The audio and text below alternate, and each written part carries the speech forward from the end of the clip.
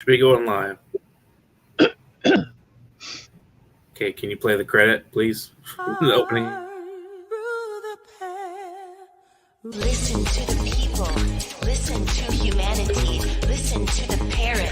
Parrot TV. Parrot TV. Parrot TV. Parrot TV. Parrot TV. Parrot. Listen to the people. Listen to humanity. Listen to the Parrot. Parrot TV. Parrot TV. Do you know that there is a publishing company that wants to make life easier for you as a writer? This publishing company is called World Inkers Printing and Publishing. We publish in all different languages, and we're looking for writers of all genres, all formats. We're looking for scholars, ghostwriters, playwrights, poets, short fiction, novelists, you name it. We're looking for anybody who is interested in writing and the craft of writing to be in touch with us. You can reach us at info.worldinkers@gmail.com. With World Inkers Printing and Publishing, you do not require a lot of money to publish with us. Contact us today at info.worldinkers@gmail.com. Become a winner with other authors at World Inkers Printing and Publishing. Give us a shot. We will surely finish you. Hey guys, welcome to World Inkers Network, episode number 312. And I am Dustin Pickering, your noble and honest host. Today we have John Yamrus. In a career spanning more than 50 years as a working writer, John Yamrus has published 35 books, 29 volumes of poetry, 2 novels, 3 volumes of nonfiction, and a children's book. He has also had nearly 3,000 poems published in magazines and anthologies around the world. His latest is Selected Poems, The Director's Cut, published by Concrete Mist Press. Shout out to Heath Broker. A book of his selected poems was just released in Albania, translated into that language by Fadil Barbraj. I hope I got that name right. Who is best known for his translations of Hemingway, Fitzgerald, Bukowski, Ginsberg, Pound, and others. And a number of Yamrus's books are taught at college and university courses. Thanks for being on the show today, John. How are you? I'm very good. Thank you. Well, it's great to be speaking with you today. And in all that 50 years of writing, I'm curious, have you ever done something just to write about it? You know, I'm sure I have, and I'm sure it turned out really bad. For me, the best idea with my writing is to keep it spontaneous. Of course, I do it every day. I write every day, even just a couple of minutes, but I never write to order. I was never one of those people who believed in writing prompts. You know, write something from the perception of a frog on a pond. That never worked for me. I just kind of, like jazz, let the writing take me where it would. Mm-hmm. Yes, I noticed in the introduction to your selected poems, some influences like Miles Davis and so forth. Some of the great jazz, composers and thinkers of jazz. I noticed that that's very much an element, and I also noticed, like personally in reading, I see a lot of Bukowski elements into your structuring and stuff like that. Like he writes in these columns, they just kind of go down. A lot of his work, and he has a really unique sense of humor and a very dry, unique sense of humor. And I see a little bit of that in your work too. Do you think that's like there's some similarities between you and Bukowski in that sense? I'm sure I've picked something up from him. I'm sure a lot of people, if they're smart, have picked something up from Bukowski. Right. I said that,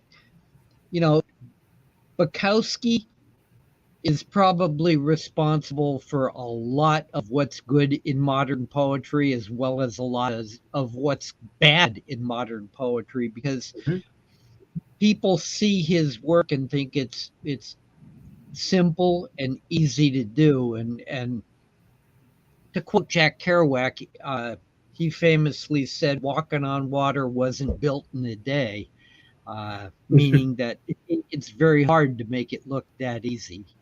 Right.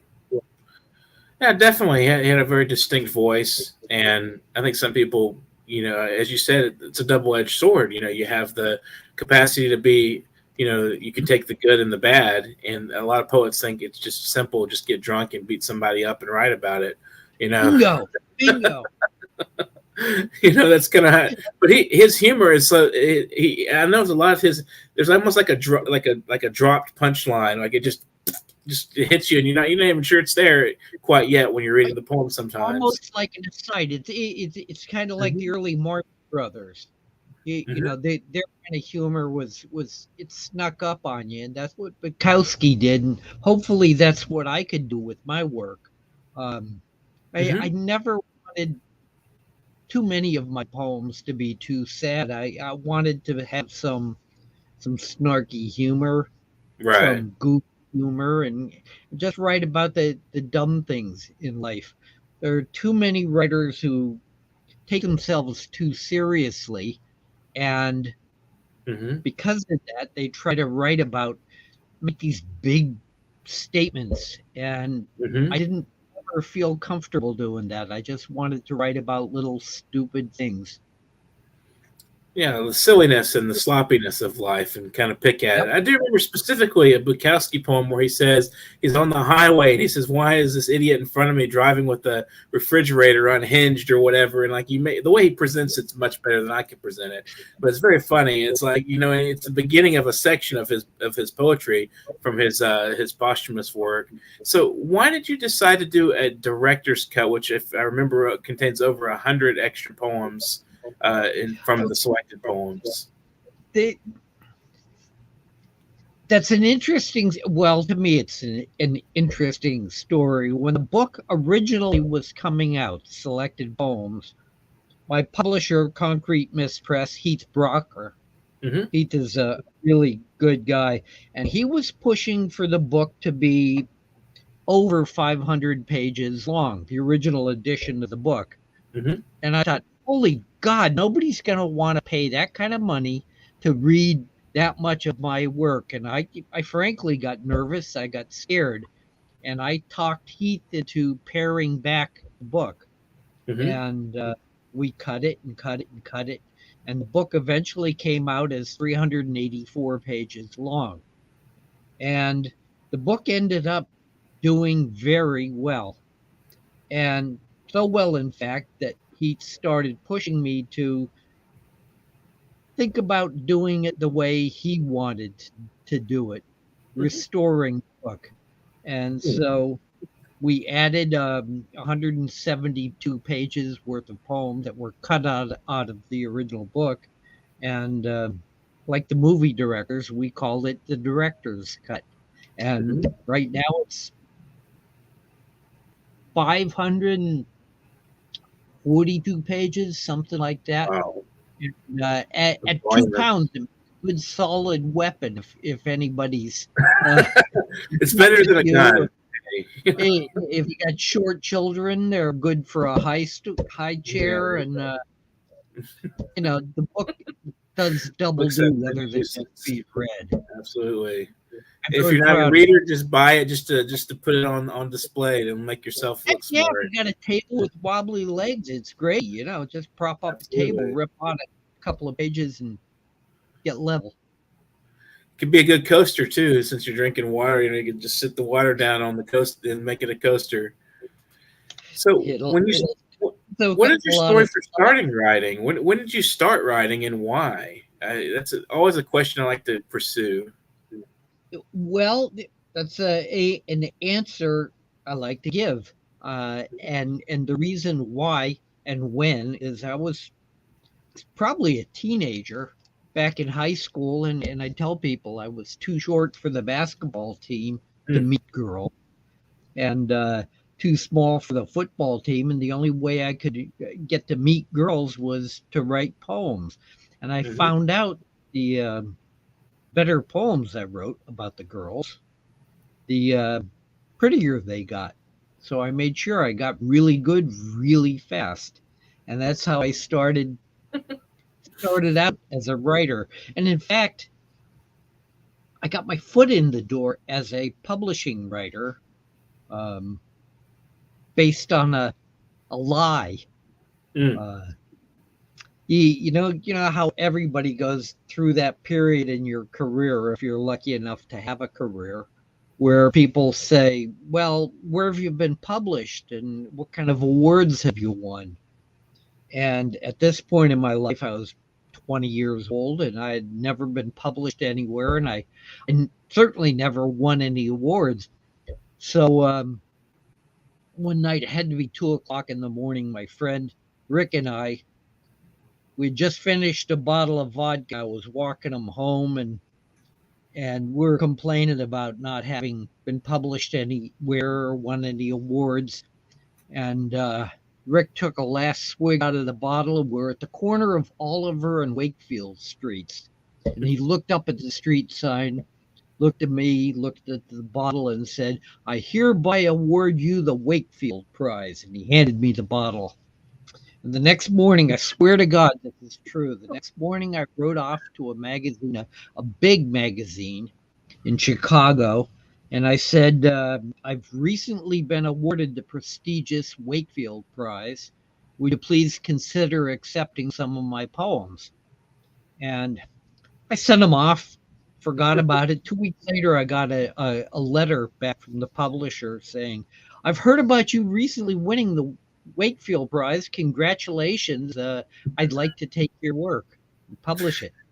And that's the true story of how I got my foot in the door as a publishing working writer. So did you send him a trophy for that, a bottle yourself? Just send him a bottle of liquor and say, "This was my trophy. Here you go. Here's your trophy." Pop off vodka. It came with a little Mexican hat on top. In fact, a couple of years ago, as a joke, somebody awarded me my second Wakefield Prize and sent me a bottle of Pop off vodka. So I'm a two-time winner, if you ask anybody. You're the only two-time winner. I'm the only. That's funny. That's a moment that would make Bukowski proud, I think. You kind of swindling a little bit of the literary establishment. You got to do it. It's like actors trying out for a job. They say, "Can you speak French? Can you ride a horse?" "Oh yeah, I can do all that." And that's what Right. writers have to do. Absolutely. So, what should a person do if they feel possessed by the muse? If they feel that poetic impulse, what is your opinion of how they should pursue the arts if they feel so inclined? Don't wait for inspiration. Hmm. I've always taken that very seriously. I was given a reading one time, and after the reading, I think it was, this guy was asking me, we were talking, and I asked him, "What are you doing?" He said, "Oh, nothing. I'm waiting for inspiration." And I wanted to punch him right in the face, because you don't wait for inspiration. You do the work, and if you're lucky, you get inspired. I come down here. I'm right now in my basement, and this is where I come down every day. I'm at my desk by 7 o'clock in the morning, and most of what I write every morning is crap, but I'm down here doing the work, and every now and then I get lucky and something good comes out. So that's my thoughts on inspiration and art. Art happens. You do the work and art will happen. Hey, you gotta get into the flow state, I think, and it becomes a practice. I've been writing 20 years, 15, 20 years. It took me to get anything I felt content with, with writing. Yeah. Like continuously, for all those years, I was sitting with a notebook writing every waking hour, it seemed like, because I had so much anxiety that was pressing me to go back to writing, and writing just gave me some sort of relief or some sort of feeling of satisfaction. That's how I found it. It's like any muscle. Like a ball player or a football player, you practice, you get yourself into that The working spirit. mode. Yeah, where you know what you're doing. Because people ask me as a writer, do you edit much of your work? At this point, I'm 71 years old. I've reached the point where before it even gets to the paper, I know what I'm doing, and I've done the editing up here. I don't have to do any of it on the page, or most of it on the page. So in the introduction to the selected poems, I notice Mish writes that you don't particularly care to be called a poet, or that you're kind of adverse to that. Why is that? Two reasons. I feel it's very limiting. Mm-hmm. I've written bad novels. I've written memoirs about growing up in the cold country. I've written children's books. If I just referred to myself as a writer of poetry, I'd feel limited. Mm-hmm. And also, I don't think I've yet earned the right to be called a poet. You know, for my money, Ezra Pound and Yeats and Bukowski, those are poets. I'm still on the road too. So it's sort of a lionized achievement, you know. Yeah. Yeah. Get your laurels first. Give me a couple of years and then we can talk about it again. So how do you feel like, you get a magazine like Poets and Writers, like they make a distinction between the poetic kind of writing and writers and as writers themselves. Like, you get that kind of thing. How do you feel about that sort of like dichotomy, or because poetry is obviously a form of writing, but some people see it as a higher art in the writing field. Yeah, I'm not one of those kind of people. It is specialized, and of course, poetry, almost by definition, is trying to say as much as you can in as few words as possible. And that was kind of like my aha moment as a writer, where I learned that you don't have to say everything. Right. Implying things and bringing your reader into the mix, allowing the reader to bring their imagination to the table. Years ago, my big aha moment was I wrote this poem, and I got it in memory. It's only like 17 words. It goes, "Write a poem about that," she said, sitting on the edge of the bed, smiling. And before I wrote that poem, I would continue writing and writing and writing, describing the room, what that was, and everything. But when I wrote that, finished those last couple words, I realized that no matter what I said, it couldn't equal what the reader was imagining in their head.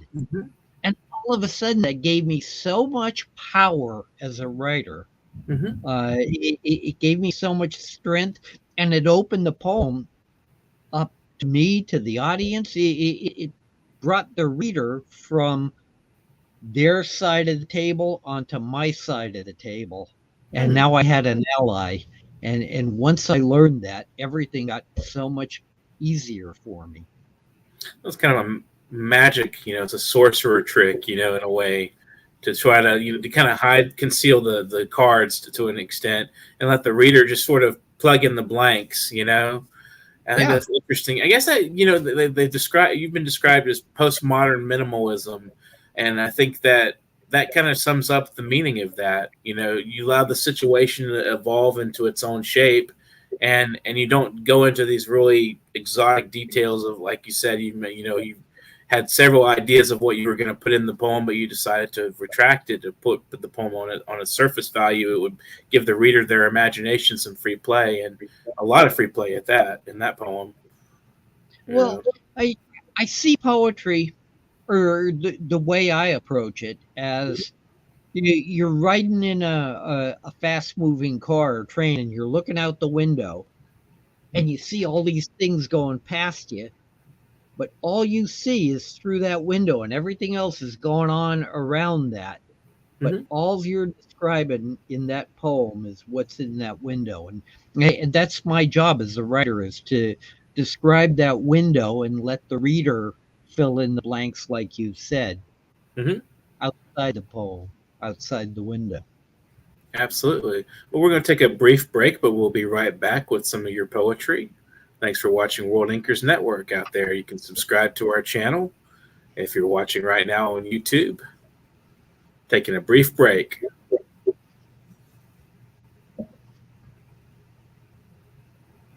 World Inkers Network.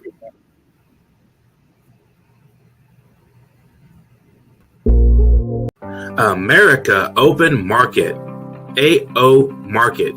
The best digital market for humanity is a free multilingual borderless market open to international sellers with various languages included. With America Open Market, you may start selling in minutes after filling out the form. Comprehensive dashboard where you understand your sales, orders, and customers is available.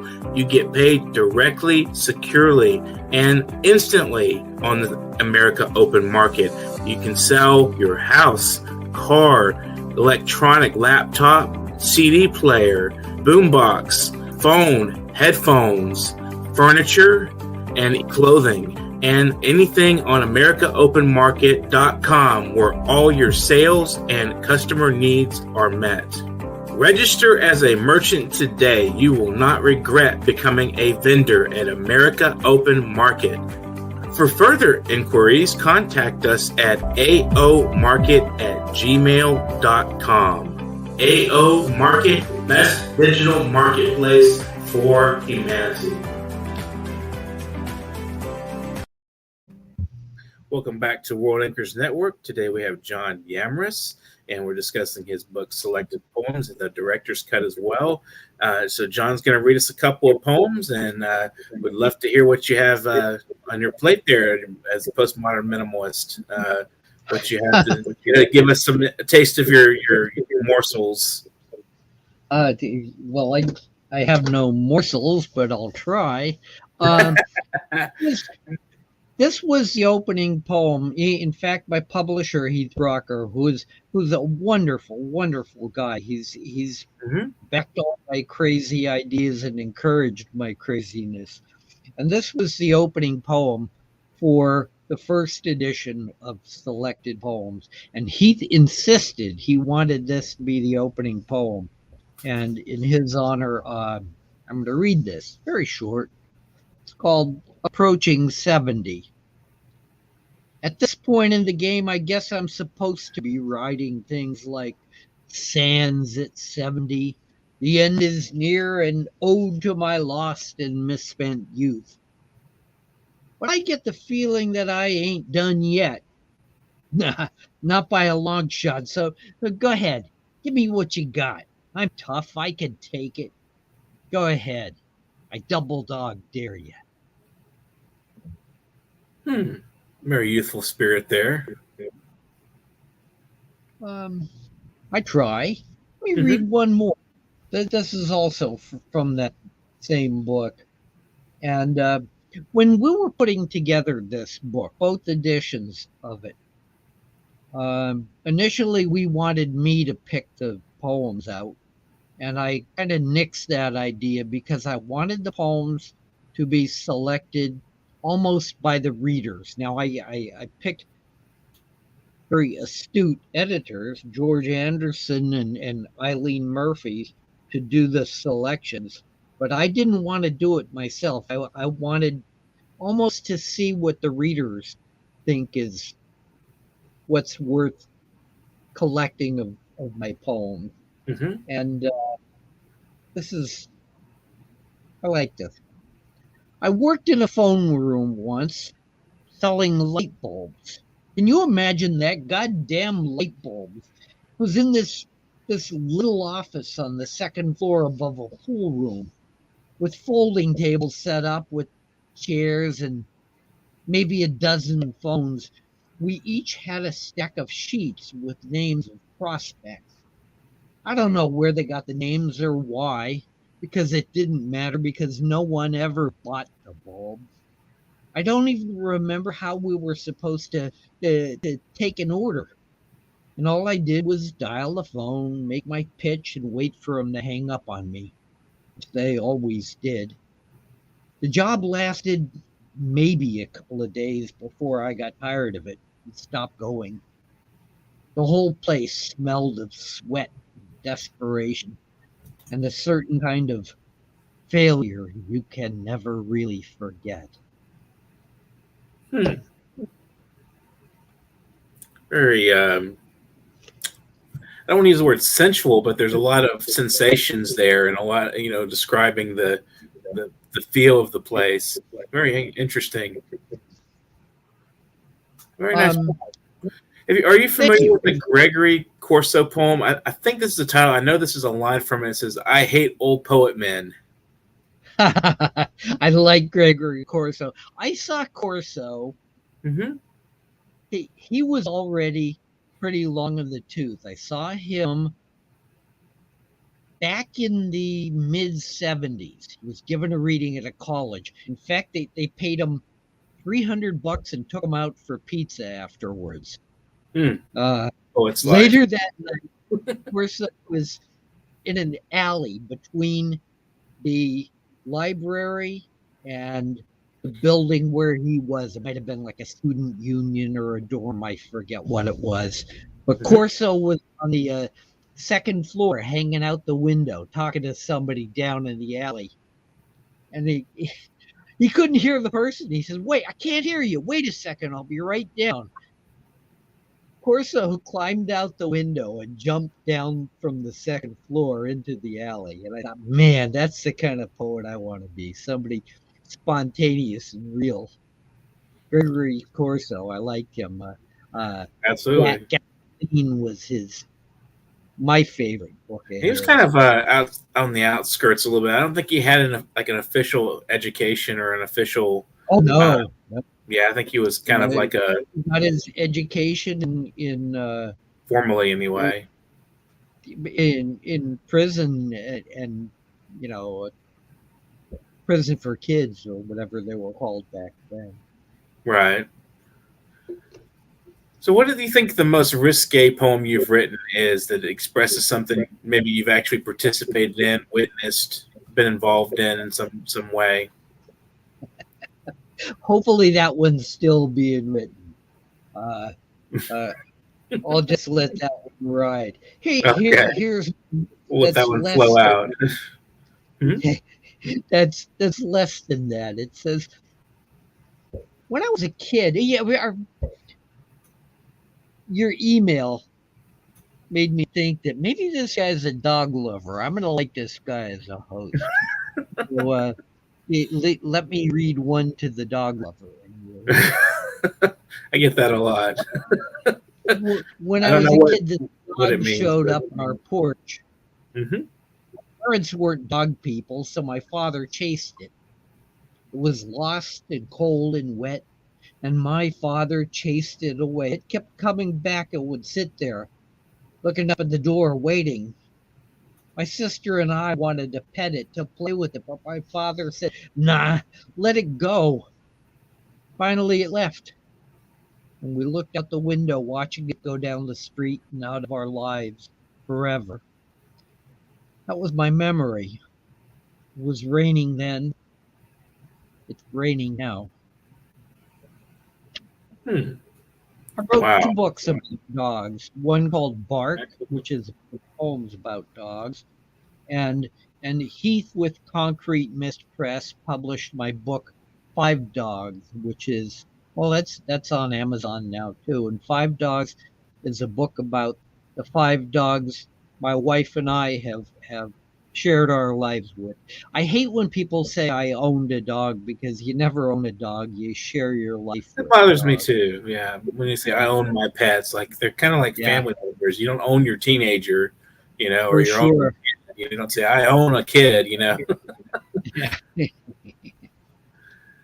Are you, even if it's not necessarily goes into your poetry, are you inspired by some of the mystical traditions at all? I know that a lot of the beats were inspired by Buddhism and Zen and things like that. Are you inspired by any of the sort of like mysticism or religious traditions?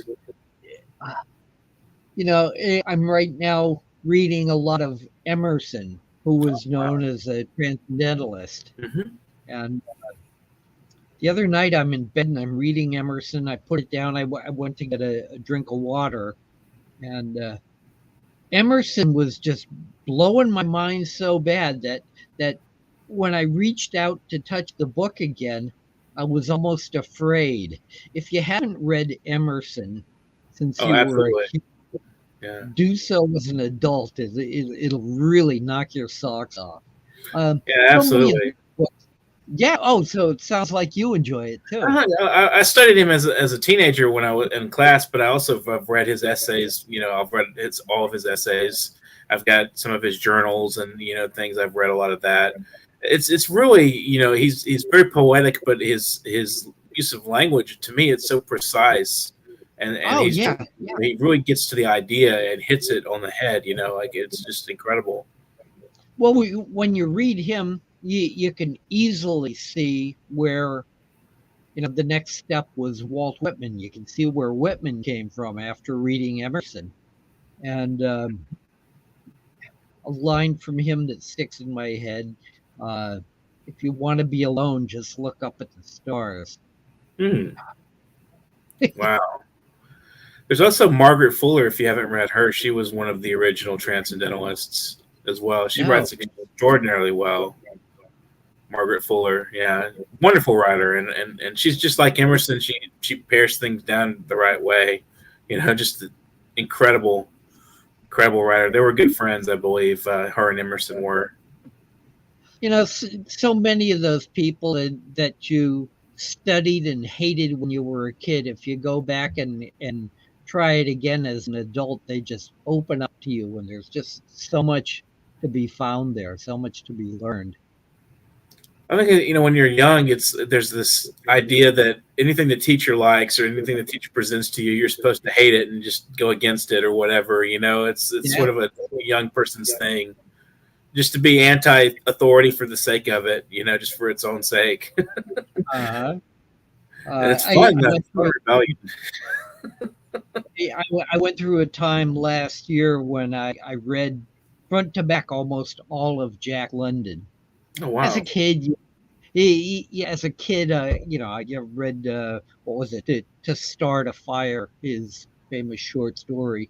But reading him as an adult, it comes off as like an earlier John Fante, almost an earlier Bukowski, with that type of clear, easy prose. So if you haven't Jack London lately, try him. I have to go back. I used to love Call of the Wild as a kid. Yeah. And watch the movies, White Fang. I loved him, read the books, watch the films, that came out. So that's wonderful. I mean, it's a good idea to revisit the writers that you loved as a kid, or even the ones that you challenged as a kid. And you go back and, when you're 30, 40 years old, I'm 41 right now.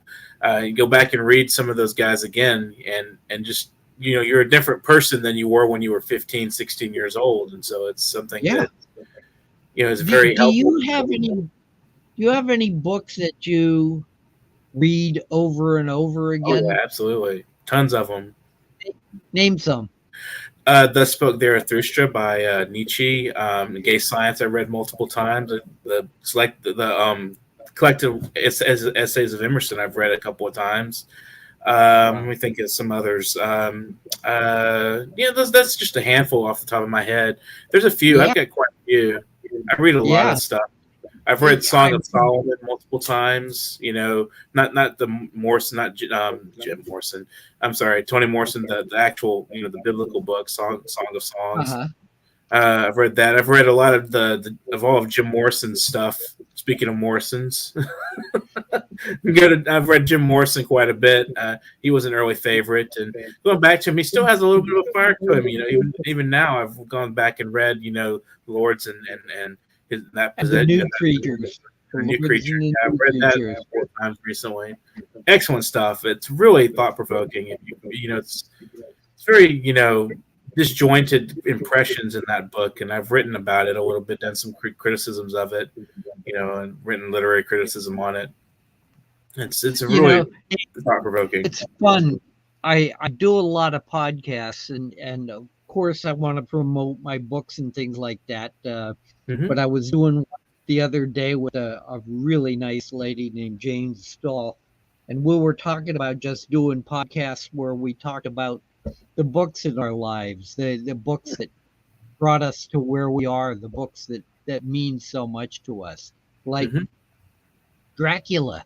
I bet I've read that book 15 times, and it scares the heck out of me. And it does so because of, again, like my poetry, or like what I hope my poetry does, it implies so much more. It gets in your head, makes you think about things.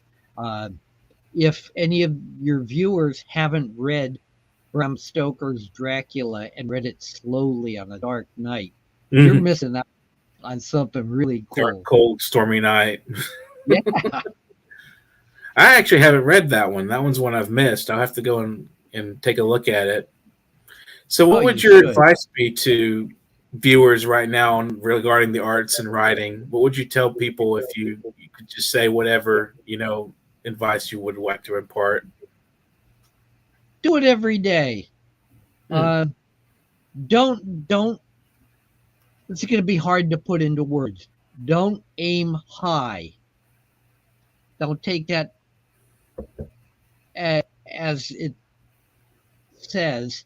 Don't aim high by meaning go for the everyday, go for the commonplace. If you get those common things right and correct and real, then you are aiming high.